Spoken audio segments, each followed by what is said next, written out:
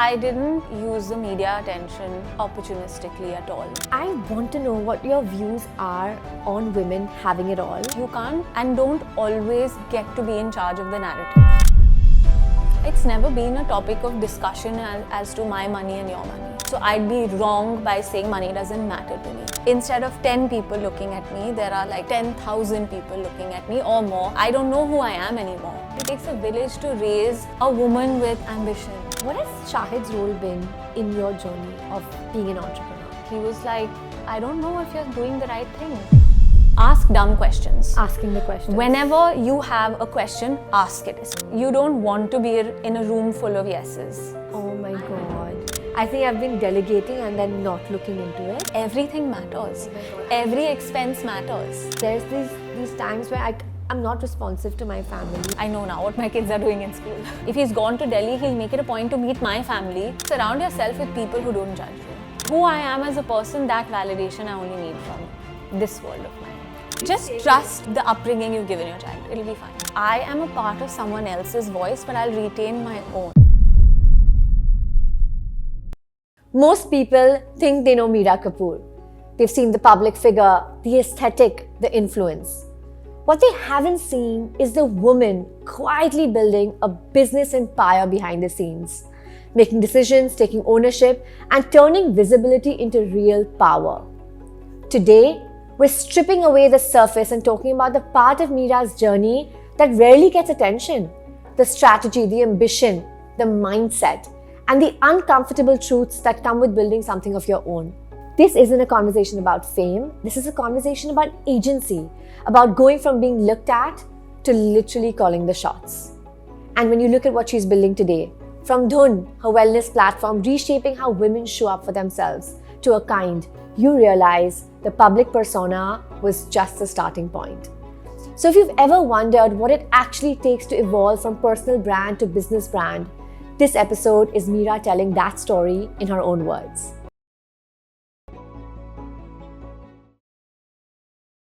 Welcome Mira, welcome to the Masoom Minawala show, and thank you so much for being here with us today. Thanks for having me, Masoom. We've discussed this quite a few times. I know we have.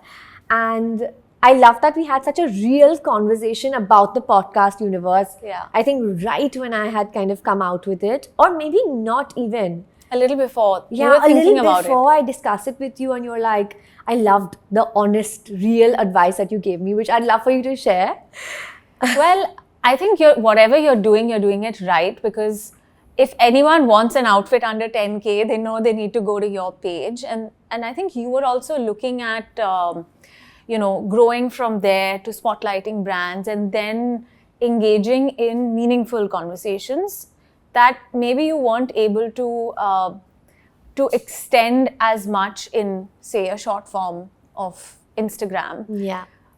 And I think what I said to you is what I felt myself, is you have to be really sure, because you need to create a space where people are open to have conversations. Those conversations need to be relevant, interesting, engaging. And it needs to be a space where they're safe enough to say what's on their mind, and you can say what's on your mind, knowing fully well that someone can wake up on the wrong side of the bed and have a problem with what you say. 100%. And I think it's so tricky because you have to constantly ask yourself, is it worth that risk? Right? Is it worth that risk? And then sometimes the answer is a resounding yes. Because this could be, of course, there's a podcast, but anyone in that public sphere, right? Whatever you do, that risk actually remains. There's always a risk. Yeah. And I think the risk of public perception is very real if you want to do something meaningful. You don't want to be in a room full of yeses. You want people to challenge you. You want to listen to why people aren't okay with what you're saying, because yes, you can drown out a lot of the noise and you know what is noise, but there might be something that makes sense in what they're saying. And maybe you just didn't see that because you're always in a room full of yeses. I agree. What I'm really interested to dive into today is your journey as an entrepreneur. It really fascinates me, and I think it's one that's very unique, very interesting.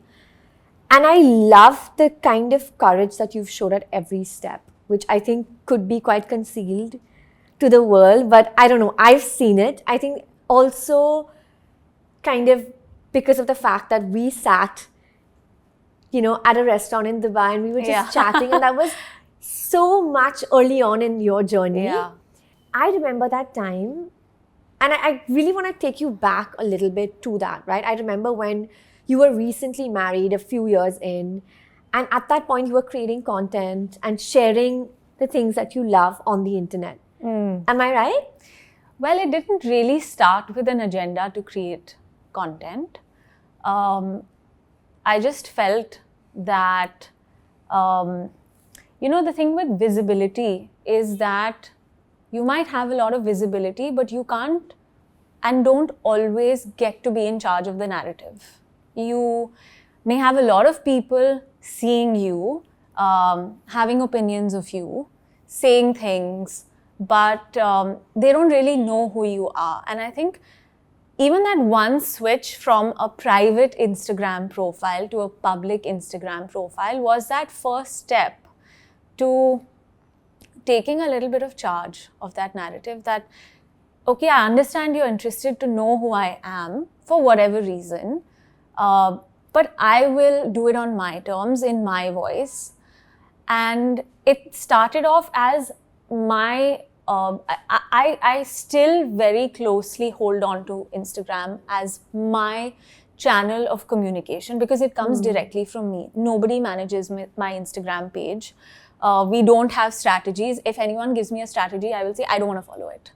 So it's the way that I like to communicate with people. And so it started off with me just being myself, showing certain aspects of my life. And I have always enjoyed writing. So even though Instagram is a visual platform, I would love writing the captions.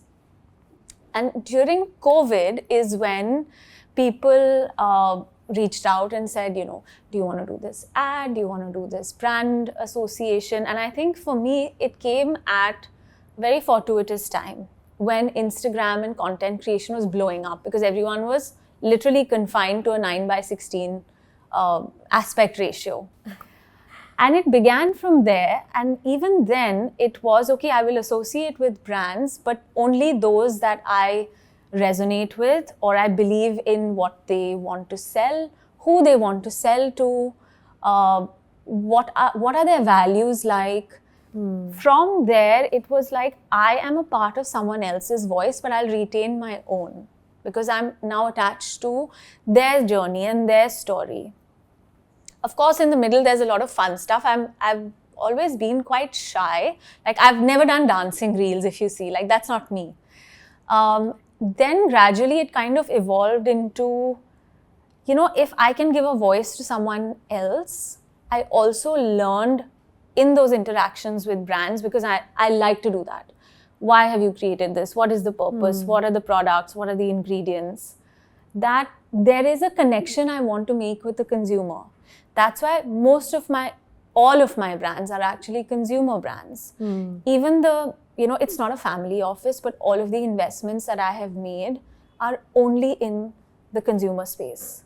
So it evolved because I had a natural connection with Instagram to people. So I could hear from them in real time. What do they think about it? See trends. What are people consuming? And that's when it kind of evolved into, okay, I think now's the time I want to do something of my own. It was always there. Content creation was just a stopgap. Also the bridge. I think so, right? yes. Sometimes you also need that connecting thread to get from point A to point B. Yeah. Which makes the journey and also understanding the consumer exactly how you're saying, right? Building a community. Yeah. Like, I think that's what I would call it. That I would just word it that way, that I think you built your community before launching your business. So your existing community... But it wasn't intentional. Like, I didn't say that, yes, I need to make a community and then I'm going to drop a business. That community evolved very naturally because I just wanted to be myself. This is what I like. This is what I like to wear. This is where I like to go. This is the kind of food I like to eat. It's just like how blogs used to be. It really followed that format. along the way, there were brands that I found and I just felt there is something there. Well-being was one of them. And so that's when content creation and say, you know, the first spark of entrepreneurship kind of came together, where I said, look, Avnish, whether you need it or not, I want to invest in this company because I see that there is something there. And like that, a lot of my decisions in terms of investments were from that same place. There is a spark, there is a need, and the consumer wants it. Talk to us about a few of the investments that you've made. So most recently is Athletic Freak, which is an athleisure brand. I'm very lucky to have done that with my two sisters. I don't think anyone would ever imagine that three sisters would come together for athleisure apparel. You would think that it could be for yoga or Pilates and kind of, bracket it into that kind of space. But it was again a very conscious choice. It's quality athleisure apparel that goes from the gym to all kinds of movement to lifestyle, because we see that there is a need for that in India. You know that as well, because you made one of those investments too. And before that, of course, there was well-being nutrition, because that was also in the wellness space. Athletic Freak falls in the same umbrella. None of my investments are curated, but they have now come into this ecosystem of wellness and lifestyle. So there was well-being, there's Zama Organics, there's a very interesting music platform for training for teachers as well as students. It started online, it's called RTM Academy. There's a sustainable water brand called Uravu. There are quite a few actually that I can't recall, but the culmination of all of that was I am going to back myself and I'm going to invest in myself, and that's when Dhun Wellness happened. Amazing. So I'm going to take it back a few steps and ask you about that moment where you went from private Instagram profile to public Instagram profile, right? So even that decision, did you make it yourself? Was there someone helping you, guiding you along this part of the journey? So I had this private Instagram profile, and Shahid's friend at the time was managing his digital page. And he's like, listen, Em, you need to just open this profile. And I was like, no, I don't know what will people say, and like I'm putting out whatever I feel like right now, then I'll have to think. And he said, leave that. So that page is still very much there, which is from 2000 to 10, 12, 11, whenever Instagram started, when Valencia and all were the filters. Oh my so God. That page is there. To then shift to a new profile. I don't know, like I didn't take it very seriously. I was like, yeah, okay, let's do it. There were moments where I felt like, oh God, what are these comments? Now, I mean, a lot of these comments are bots, all these hearts and kisses and all of these things. So I know how to filter it out.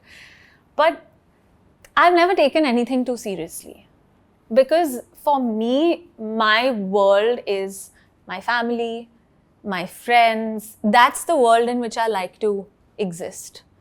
So my validation, of course, comes from, in terms of what I do. It's important to put that in perspective with the general audience.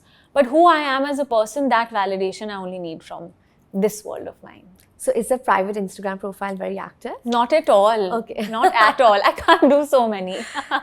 And did you feel like, it also takes that, but I'm assuming you were in your early 20s when you made this shift to a public Instagram profile. Yeah. Correct me if I'm wrong, but I also feel like that's a phase where we're not really second guessing everything. That's true. It's really like there's not too much depth to this answer or question, because in your early 20s you're like, screw it, like, let me just try it out. If it doesn't work out, it doesn't work out. Yeah, precisely. I mean, I just like to do it. Even pictures, ask my team, I take like 7 minutes to do pictures. I can't think, like now which pose, now I have 3 poses, that's it. I can't do so much. So in the first bit that we were talking about, you literally answered and spoke about something that I shortened my intro before you came. Okay. Because I like doing my intro separately because it just like throws people off. But this is the line that I use, that there was this opportunity, right? There was this spotlight that was there. And then you took that spotlight and you created an opportunity where you were controlling the narrative. Yeah. And you did that so beautifully. Do you think that was intentional or it happened by chance?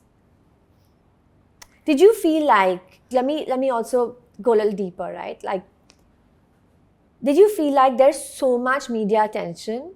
Is there a way to constructively use this? No. I didn't use the media attention opportunistically at all. It's never been at the forefront of my thinking, ever. I think I have always operated from my value system, who I am, what I stand for, not what other people want to hear from me. Or even to a large extent, what they feel I didn't do right or didn't do wrong, or something that I said which was incorrect. It's just a new place I was existing in. Instead of 10 people looking at me, there are like 10,000 people looking at me or more, how many ever. I'm very aware of the opportunity that I have. It's not something I take for granted at all. I'm also very aware of the voice I have and that it has a relevant impact. It can inspire, it can offend, it can make you think, it can change perspectives. So I think it's that self-awareness, and now it extends to being aware of yourself in a public platform. It wasn't like, oh my God, now I have so many people looking at me, what can I do? I didn't change the way I dress. I didn't change the way I behave, the way I talk, the way I am with my family. It's very much the same, and I think that's what I've realized has worked well. That it's me through and through that finds its way into different kinds of expression. And what were your ambitions before marriage? Before this came in, what were Mira's ambitions? I always knew I wanted to do something of my own. I just didn't know what. I hadn't figured that part out. I think like most, maybe not like most people, but I was going along my journey with those academic milestones. Okay, you got to do your 10th boards, do them well. Okay, now you have to choose your subjects in class 11. I picked science. Why? Because it gives you the freedom to choose whatever you want to do after that. Finished science. Okay, I scored very well in my CATE exam in terms of my rank. So, and that's the entrance test for English. I had no intention of studying English literature because my view on it was something very different at the time. And my dad had me speak to a professor who said, listen, if you've got rank 10, you're clearly good at it. You have an aptitude for it. And LSR gives you the opportunity to change your course after 3 months. So I said, okay, let's do it. Why English? Again, you have a lot of opportunities that you can choose from. So it was never like, I never had some razor sharp view that this is what I want to be. There was a time when I was much younger that I wanted to be a doctor, and then I knew you have to study so much and you have to study physics, and I couldn't tolerate physics. It would give me a headache. Every time I would go into that physics lab, I would get a headache. You're talking to someone who dropped science, by the way. All of it. I enjoyed science. I actually switched my subject combination when I was in class 12. My principal was very nice to allow that change and do all of the paperwork she needed to for CBSE. But I said, I want to drop physics, I want to take biology. And she's like, why? I said, I don't know, I really enjoy it. I go and sit in those classes and I love it. And so she said, but I'm not making this decision till you haven't spoken to your parents. And in my head, I was like, why do you need to ask my parents? I am studying. I know what I want to do. Why do they need to agree to it? And my dad is an engineer. He's tried science with all of us. My eldest sister dropped it. My middle sister continued. And so I took on science, but I didn't want physics. So I speak to my dad and I say, Dad, I'm leaving physics and I'm taking biology. And he's like, what do you mean? I said, I don't know, maybe I want to study Ayurveda. It just came out of my mouth, Masoom. Oh my I had God. no idea where it came from. I just didn't know. And that too, to understand the human body, but also to understand plants and, just the entire ecosystem in which a human being But you were functions. familiar with Ayurveda as a concept. Yeah, I always liked reading about it. Ayurveda, homeopathy, naturopathy, everything. I would continue reading. I don't know where it came from. And of course, he wasn't very happy about it. But I felt like that was the first time I took a decision for myself. This is what I want to do. I don't want to do what someone else is saying. I got an award for biology in school, even though I just studied it for about 9 months. But I think it did really well for me.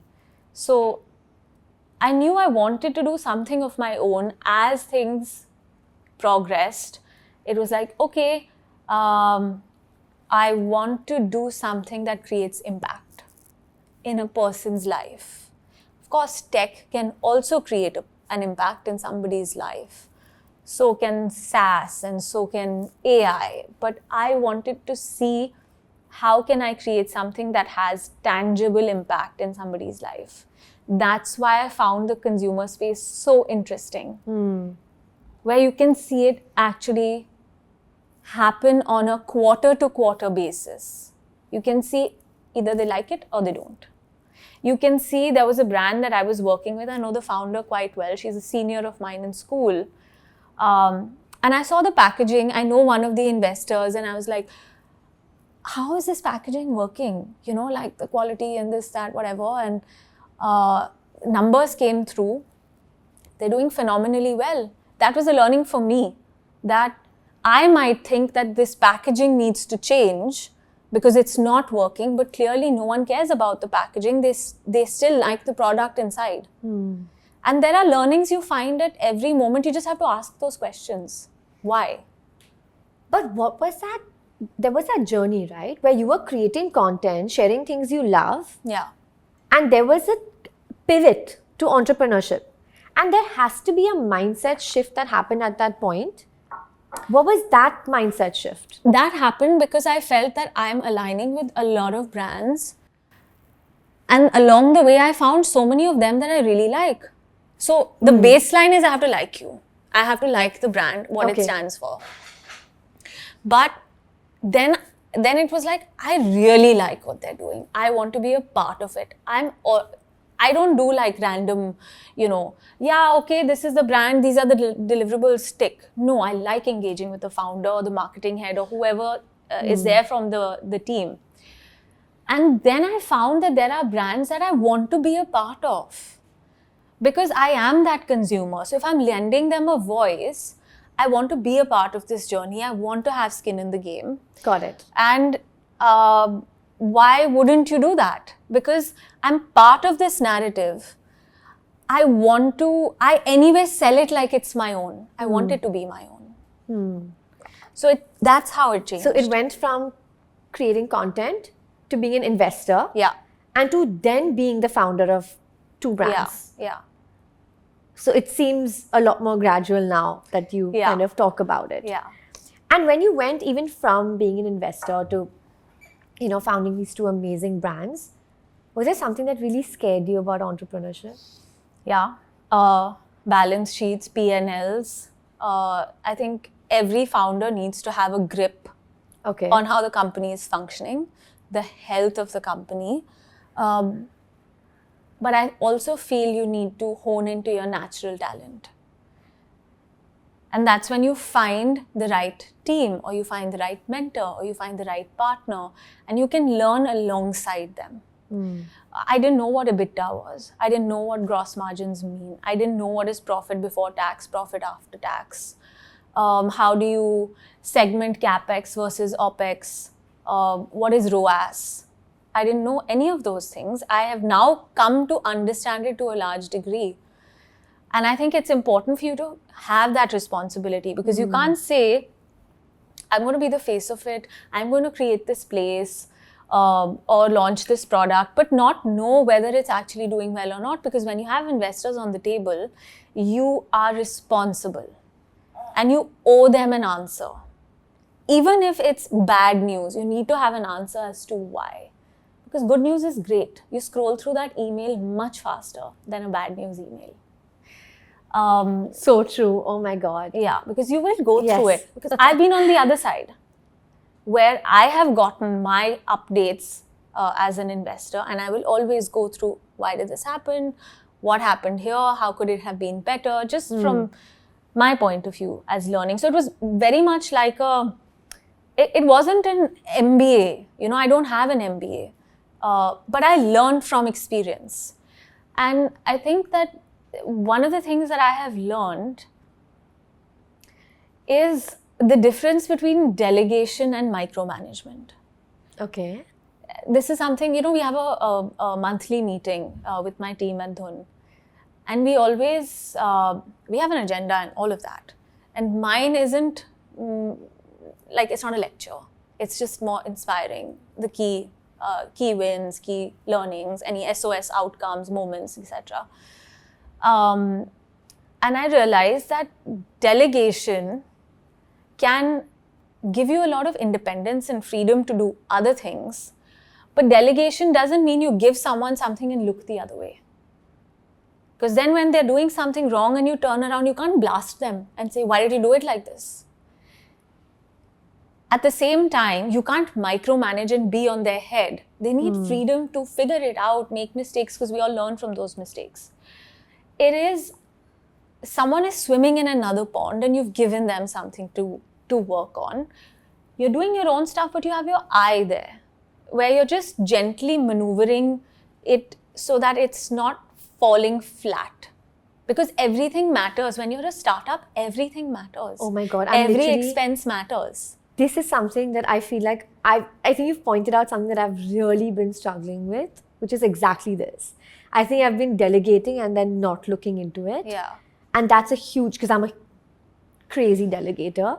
But I think this is, you know, because life also happens, right? I think sometimes when personal life takes over, you forget to look into that delegation. You forget to guide through the delegation, and sometimes shit just hits the roof. I find, like, I'm a whiteboard person. I love my whiteboard. I love my thoughts getting structured on a whiteboard. I think it's very helpful when you put your entire mind and its map and you work through it with the team. Then they have that clarity. Even if they take a picture, it's minutes of a meeting in a photograph. Then there's space for spontaneity, ideas, mistakes, risk. But if you are always on everything, then how do you grow? How do you have time for ideas? How do you have time for strategy, or even for yourself? Where do you have time to decompress? Because I had those moments where I felt 6 a.m. in the morning till 1 a.m. in the morning, I am just thinking about work and I'm not present. Like, I don't know who I am anymore. This is all I'm doing. I don't know who I am. I don't remember the last time I spoke to my sisters. Have I met my friends? What are my kids doing in school? Because that crunch time, you just have tunnel vision. Then you take that step back.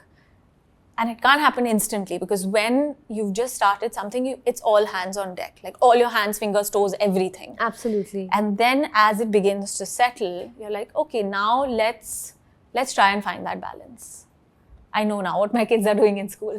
But then I also feel like there's also this volcano that erupts midway through, right? Like, there could be an entire team change that happens, which could completely throw things off. Or there could be a pivot that you make.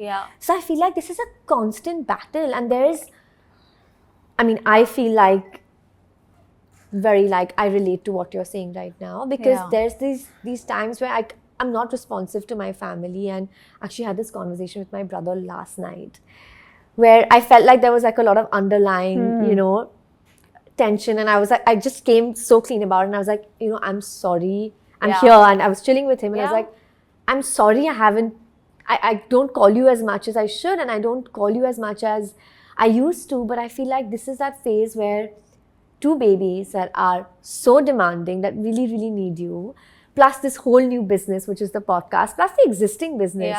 So I feel like at times it really gets It can get a lot. I mean, Yeah, it gets a lot. sometimes you look at a week, like for me, yes, you have a bunch of meetings and stuff to do.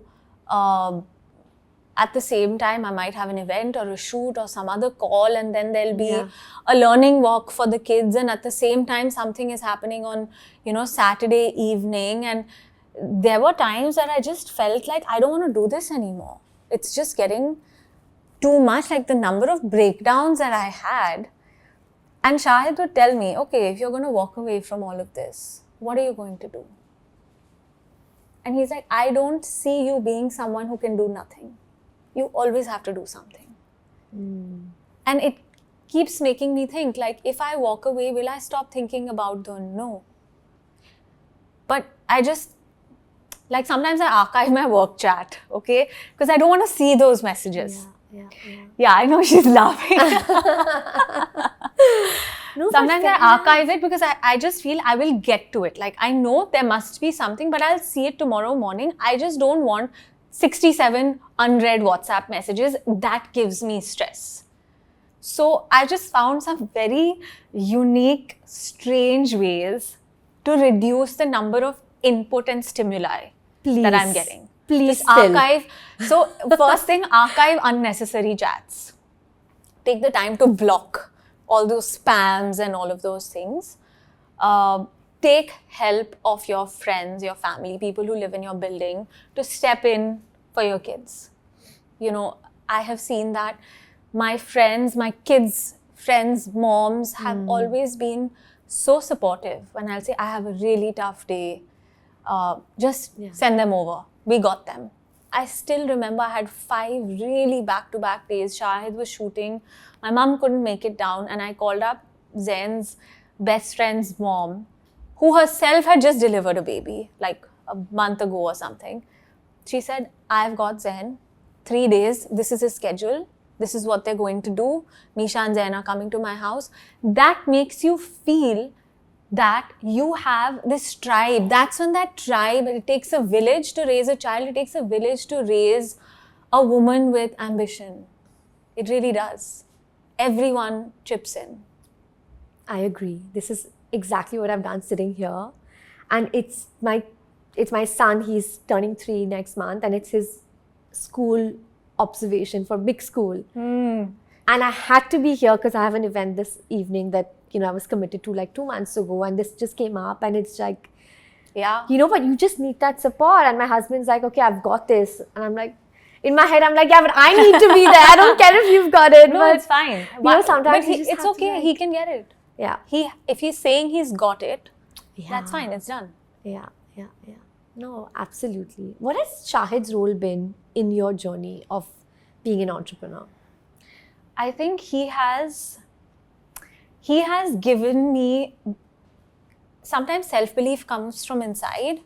Sometimes someone else tells you, you've got this. He's been that voice. I know you can do this. Every time I've had a wacky idea, crazy idea, I think I should do this, I think I should do that. I don't want to do anything at all. He knows me so well that he knows what it takes to make me tick. So in terms of me as an individual, being that sounding board, literally, it sounds so cheesy, but that wind beneath the wings thing, where someone is always saying, you got this, do it. I still remember the second ad or something that I did. It came to me and I was like, I don't know, I'm not going to give this to my kids. And I was sitting on this high horse. No, Shahid, I don't agree with this brand, and I don't agree with, I don't think this should be given to children. I won't give it to my own kids. That's how I process. And he was like, I don't know if you're doing the right thing. Find the right context for it. But you're just starting out. If you say no so many times in the beginning, you may not get these opportunities later. And it was hard truth. It was fact. It may not sound politically correct, but to say that if you want to do something seriously, sometimes you will have to do things you don't necessarily agree with. But find how you will make it sit right in your mind. Thank God I did that. I found a way to make it work. What I would say, because I'm very particular about how I say things when it comes to brands. And that's where that whole thing began. So at that point, he was the reality check because he's done it for long enough. I've also learned a lot of professional discipline. Like the way he wakes up before sunrise, has his day, makes sure he's back home to spend time with the kids, even if he's traveling, speaking to them every day, being in touch with family. If he's gone to Delhi, he'll make it a point to meet my family. And apart from that, I think listening. Sometimes you just want to come home and talk about your day. Absolutely. You just want to vent. And you need a place where someone isn't judging you, but is also not being a blank wall. Because they know when you're vulnerable, when you're not looking at it the right way. That's the room you want to be in. Like I said earlier, you don't want to be in a room full of yeses. You want to be in a room where someone says, yes, I understand, but. But you're overthinking this. Yeah. But maybe you shouldn't do it like this. Or maybe this is not the right way. Have you thought about it like this? Do you think you could do it that way? Is this too big of a risk? Even saying like, I think you need to spend a little more time with the kids, Zain is really missing you. Or Misha had this. That's the reality check you need sometimes, because you might be away 7 days when you're opening boxes and actually setting up the space. Yes, everyone has your back, but someone needs to tell you that, listen, just take half an hour out and be with the kids today. Yeah, okay. It's real. Those things are real. You forget. And you need someone. That to-do list also needs a to-do list for reminders like these that are so important. Yeah, and I think balancing it out, when I had to make a work trip, and Shahid was shooting around the same time, I said, I've committed to this 7 days that I need to fly out. And he said, okay, let me have a look at my schedule. And I said, I can't move these dates. And he said, okay, so I'm going to figure this out so that I'm here with the kids and we can do this and overlap. I'll take them here, we'll do that. It's that tag teaming that works. So don't feel guilty if your husband is going for the parent-teacher meeting, because it's fine. We've done that so many times. Absolutely. But divide and conquer. This is the interview, Mira. This is like this is getting him into big school. He will be fine. So, parent-teacher meeting, he's just taken. trust the upbringing you've given your child. It'll be fine. Yeah. So a lot of people want to make this jump, right? From having a personal brand to going beyond that and having a business, having an entrepreneurial journey. What would you say to them? Because there's lots of women out there. I think that social media has been an incredible tool for women entrepreneurs more than men. I think this is also a gender thing, because it's given women the flexibility to hone their passions, to hone their purpose, and doing it at a time where they needed that flexibility in their life, right? Just given the different life stages that women have. And being able to give that a shot. And so many have done that. But what is that? Do you have advice for what that pivot requires? I'm not sure it requires a pivot, Masoom, because I think your personality, so the person you are, that evolves into a personality, that becomes a personal brand, extends into a business that you create. That's my belief. And that's when you create that business, it will have a soul because it has a part of you. I don't think they need to be two distinctly different things. So my business is an extension of who I am. My personal brand was never created with the intention of being a personal brand. It was me being myself. And I think that authenticity shows. So my advice would be, find yourself first. Everything else will follow, and stay true to yourself. It's quite simple. A lot of brands have come out of founders finding a gap or a miss in their own lives, and that's why those brands have stuck. A lot of new hair care brands that are coming up have come from personal problems, not finding the right one. Makeup, clothing, pet care, toys for babies, they have all come from finding a gap in your own life. And of course, not everything can be about you, but you need to evolve it into being a sustainable business. But if it has a part of you, it will have soul. It'll have meaning. I do think this is the best advice though, even though you started off saying you don't have any. This is fantastic advice, and I think this is actually what it really, really is. Do you ever feel like you've been underestimated? I think being underestimated is underrated. Because you can continue to do what you want to do without anybody knowing, and then really surprise them. Of course, I have been underestimated many times. You can see it. Non-verbal communication, you can see it in the way people respond. Body language. You can, also via. But like I said earlier, I've never played to the Dhun. Yeah, well, I've never played to what people expect of me. I have always been very, very under the radar in terms of what I'm doing till it's done. It's also slightly old school. Don't talk about it till it's not done. I'm the same though. Even with a brand deal. Even something like that, I just will not talk about it until the advance has come in. No one knows about it. But there is this whole conversation around celebrity brands. And there are so many celebrities who really are the face and not the force behind the brand. Because that also does work for so many, it works well. With you, I know that you're sitting on the formulations for Akind. I know you make the decks yourself sometimes. Dhun, weirdly, because we have a bit of a personal equation, when I go to the space, I can see you there. Like, I know that the snacks have been arranged by you personally and by hand, and like, I can tell that personal detail is there. So, that was... But that assumption does come in, right? That Mira is the face of these brands. That's true. Even now, people are shocked that I'm there Monday to Friday, that I have a regular day at work. Oh my God, I'm shocked as well, by the way. I am there 10:30 to any time I need to be. At Dhun? At Dhun. Wow.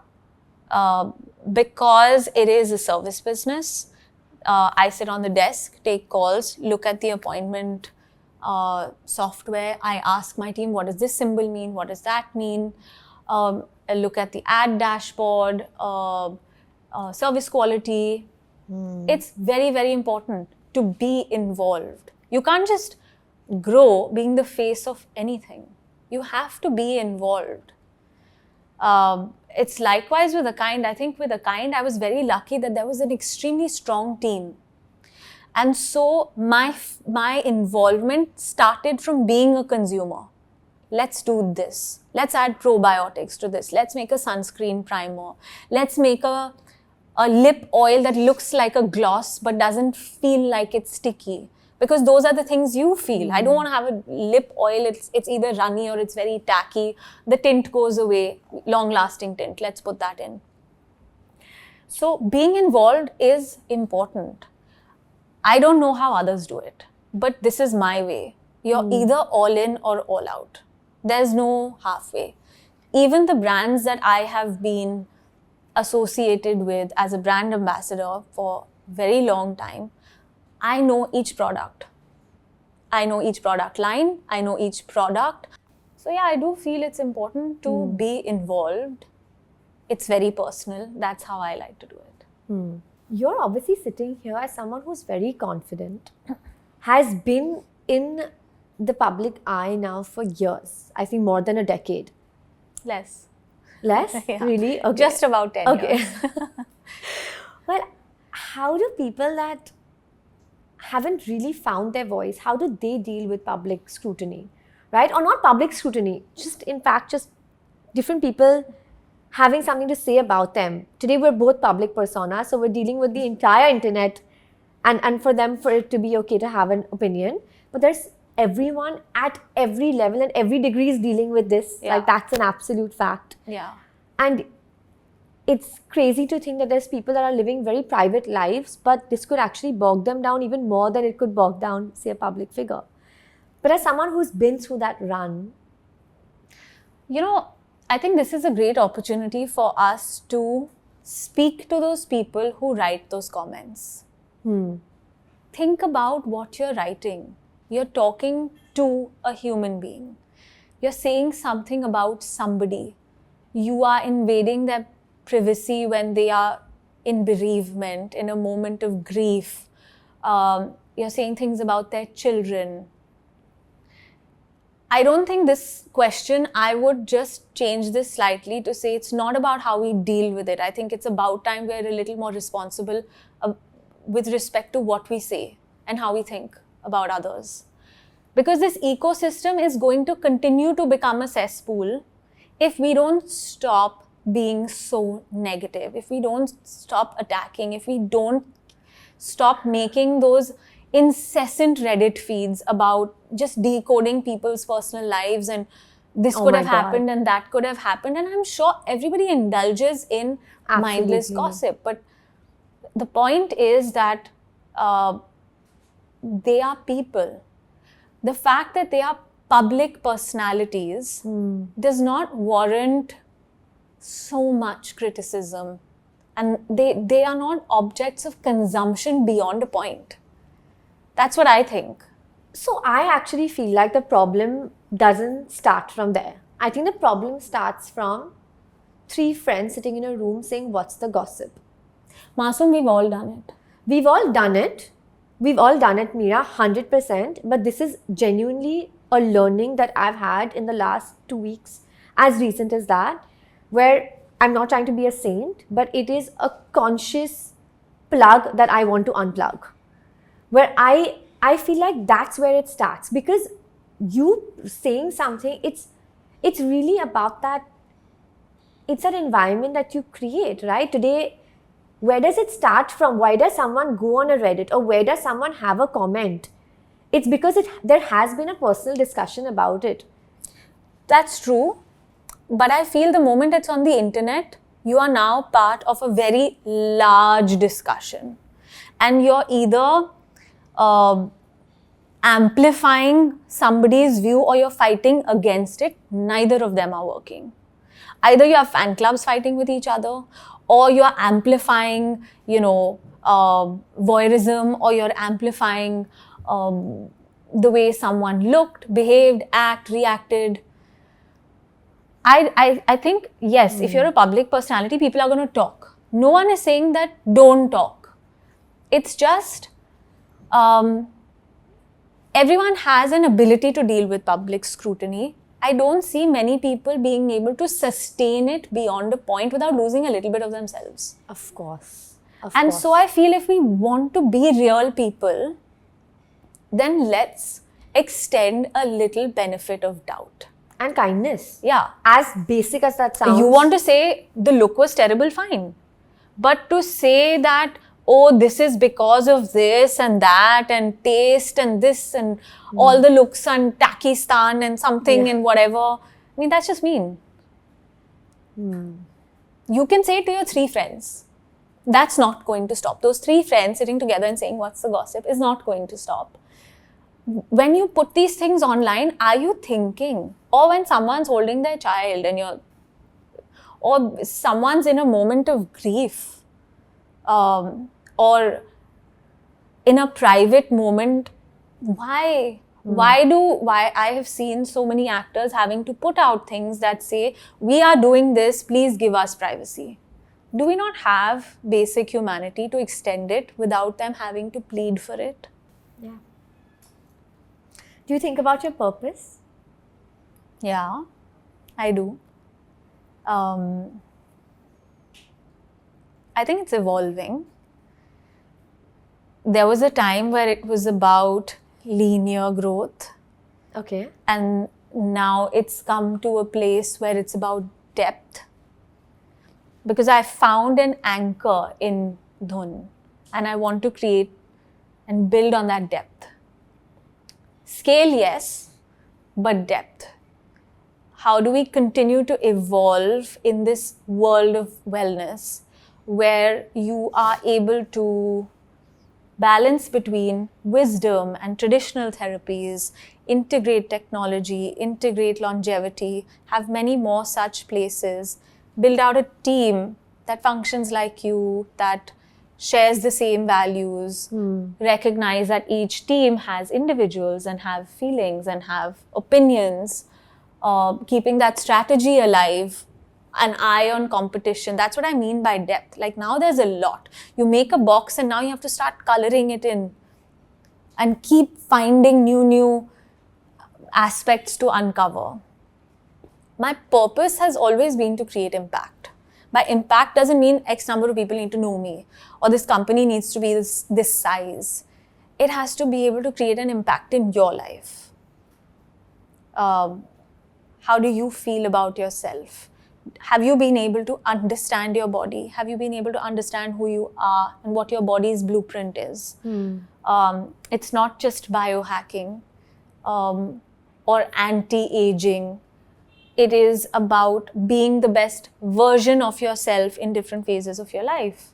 How do we optimize performance? How do we optimize underrated things like sleep without having incessant intervention of extreme variables or a lot of data or several pages of tests?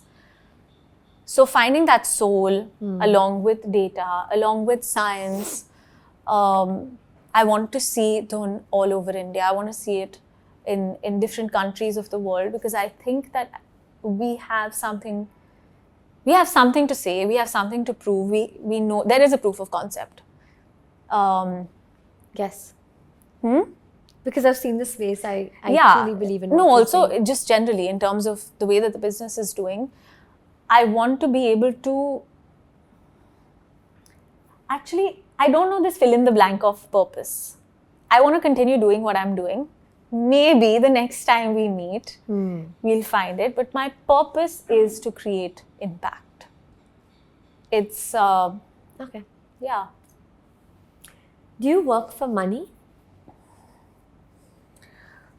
Do I work for money? It's an interesting question. Does money drive my decisions? No. But does money drive your entrepreneurial spirit? So, I have 2 jobs, okay?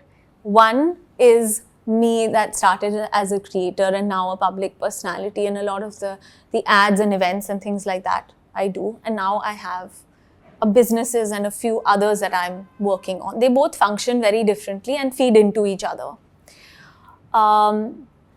The business has to be healthy. If it doesn't make money, I am letting myself, my investors, the people who buy from us, the people who are our customers and our guests, I'm letting them all down. So that, yes, you can have fantastic guest experience, but if no one's coming in, what's the point? Absolutely. So that is driven by success in terms of numbers. Me as a public personality, if I really like something, I want to go somewhere, I want to speak about a brand or tag somebody, I'm not thinking, but I'm not getting paid for this. No. If I have to stay an extra hour because I'm enjoying myself, I'm not going to say, oh, but I'm only supposed to be here for 90 minutes. That's not who I am. It is a byproduct, and I think it's a means to an end. I think financial independence is extremely important. So I'd be wrong by saying money doesn't matter to me. It's very important to be financially independent and financially literate. What do you do with that money once you have it as well? And I think it's that balance that one needs to find where I'll never do something just for money. If that's the question, someone gives me a lot of money, but I just cannot see myself doing it, I won't. And I guess it comes from a place of privilege, and I can say no because I have a certain privilege. But because I have that, I'm very mindful of what I put my name to. And what do you do with the money once you've earned it? I have different ways to invest my money. Okay. I have someone to do that for me, but there are certain things which I feel our parents have taught us, and that will never be wrong. Things like metals, art is one of them, jewelry is one of them. Not just because it's lovely to wear, but I just have a keen interest in it. Shahid's way of doing things is very different. His purpose is also very different because he's doing things slightly differently, and his responsibilities are different. So he invests differently. I like to look at things slightly more long term. I don't like to dabble in stocks. And my investments into other companies. That's something I enjoy doing. So before I had heard of the concept of a family office. I think I was doing that well before. Okay. Well before I had this phase on Instagram. I was always doing that. How do you, like you said, Shahid has a different approach. How do you as a couple and as a family have those money conversations and be able to balance that money? You both are, have separate businesses. How does that all kind of come together? It's never been a topic of discussion as to my money and your money. Okay. It's never been so. Masoom, when I got married, I was not working. And it would have been very easy for Shahid to have said that you don't know anything and you're not earning anything. I'll handle everything. But no, it wasn't like that. I was running the house. I had to learn how to budget the house. I needed to learn how to go month to month, keep a check on things, and I still do that. I'm still particular about those things. I may not be like threadbare, but I still know what is happening in my household. That gave me a lot of skills that I actually use in my business. So I have to give a lot of credit to him. It was never that you don't know anything. You're running the house, you know what to do. You do what's right. And that's how it started. He's like, I'm going out, I'm working, you handle this. So dealing with the CA, dealing with the accountant, understanding things. Okay, explain this to me, explain that to me. Ask dumb questions. Asking the questions. Whenever you have a question, ask it, especially when it's about money. I saw your other podcast that you did on financial literacy. Ask dumb questions. Who cares? They'll judge you for what? 2 minutes? Yeah. You don't know what is an SIP? Ask. You don't know what is a mutual fund? Ask. What are locker fees? You should know. We've spoken about this a bit, right? But I just have one more question that I want to ask you on this, which is the fact that there is no way, this is not a conversation that's had enough, that you have a lot on your plate. And at the end of the day, you are also controlling what food is going on your child's plate. So there's the 2 kids, there's your personal brand, there's the 2 businesses, and there's a whole personal, social life that is at the frill, but it's there. Your family, your friends, your roles as a wife, as a friend, as a daughter, as a sister.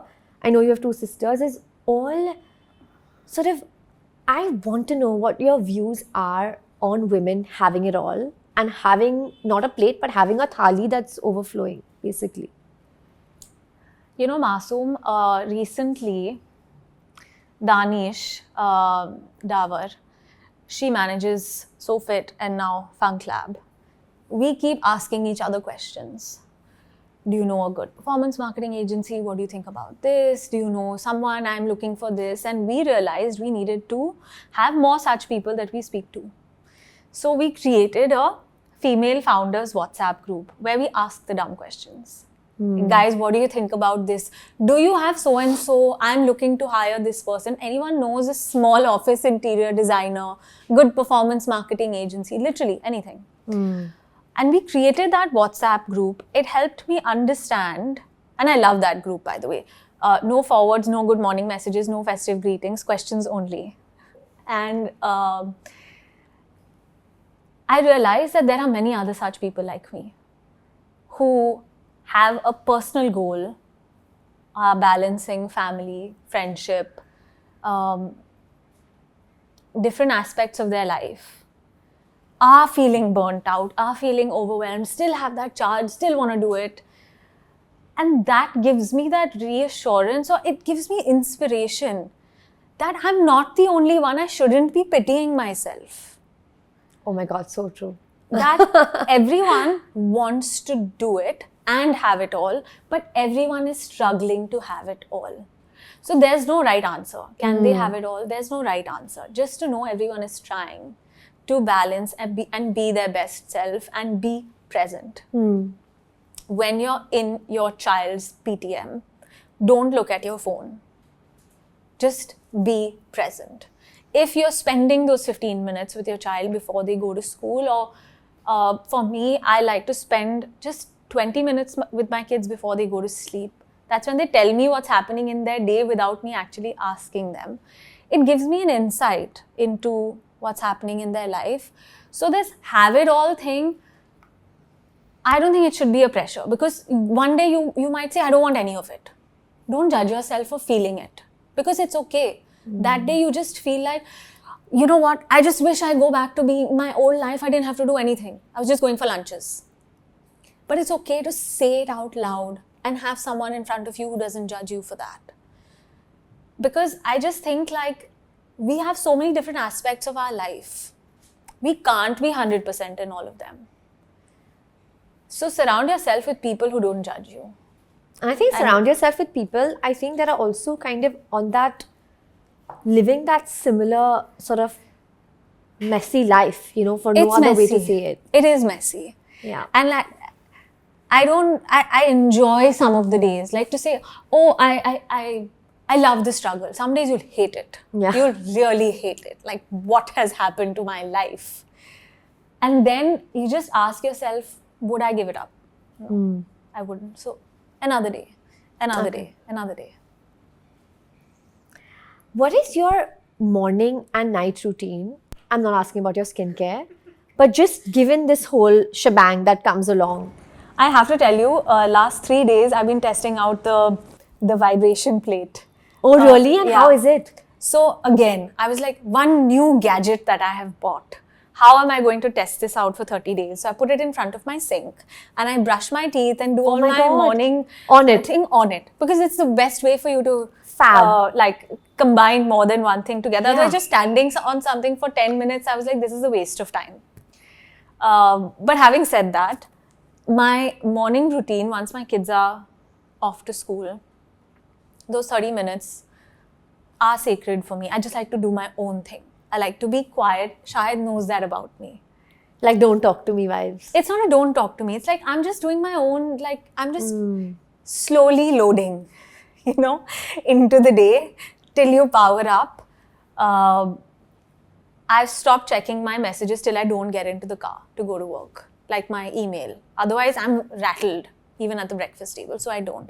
I like to read the newspaper. I'm a little old school, so my newspaper is next to breakfast. At breakfast, I use that time to either video call my sister, or mostly it's my sister, or my friend, or if Shahid is in town, then we'll spend the morning together. And then there's a day of work. When I come back, it's pretty much the same thing. If you notice, I didn't say workout because I'm struggling to find the time to do it. Like, that is one thing that has gone off. Whenever I can, I do it. But that, you know, it's not a routine. It's more. But consistency is about the long game, right? Yeah, it's about so like I'm missing it for 6 months. I will and do coming it back to 2 times a week because I know twice a week I will be consistent. The moment I have to do 4 times a week, I'll be feeling shitty about not doing the other 2 days. Yeah. So twice a week. Evening is again back with my kids. They usually have some or the other class or sport, or Misha's at home.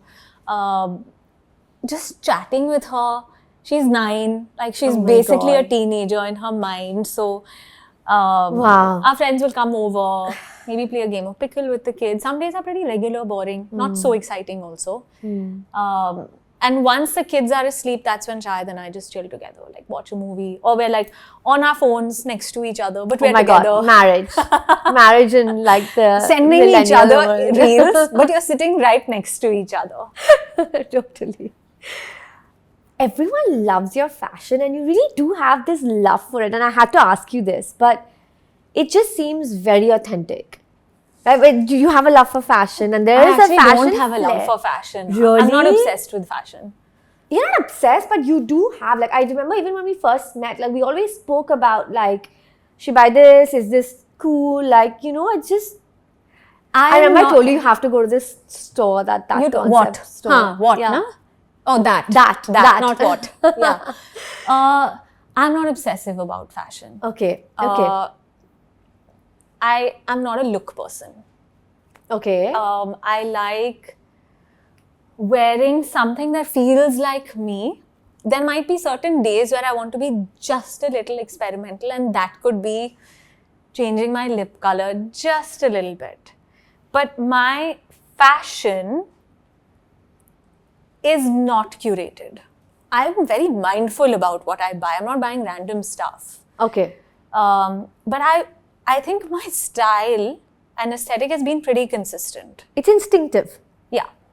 It's not, this is trending. I just don't like trends. So if everyone is wearing it, I will not wear it. If everyone is buying that clutch and I have it, I will not wear it. I won't take it out. I'll take it out some other time. I will continue wearing the same, like, I really like jeans. That's something I'll keep buying, but it's not a trend thing. If everyone's wearing like slits and rhinestones, I'm not going to wear that. Yeah. So maybe that's a little bit of rebellion. Okay. But other than that, you'll see whatever I've worn looks pretty similar. It's the same zone. Thank you. Thank you so much. It was amazing. Thank you so much for watching or listening all the way through. I'd love for you to hit that subscribe button. It helps this show reach more incredible people like you, and most importantly, get closer to our goal, to build an incredible community with the Masoom Minawala show. My goals with this show are audacious, and you all are the most important part of this journey. I want to create for you. So tell me what you want to hear. What stories could change your life? I read every single comment, and your reflections honestly help us shape where this show goes next. I'll see you in the next one.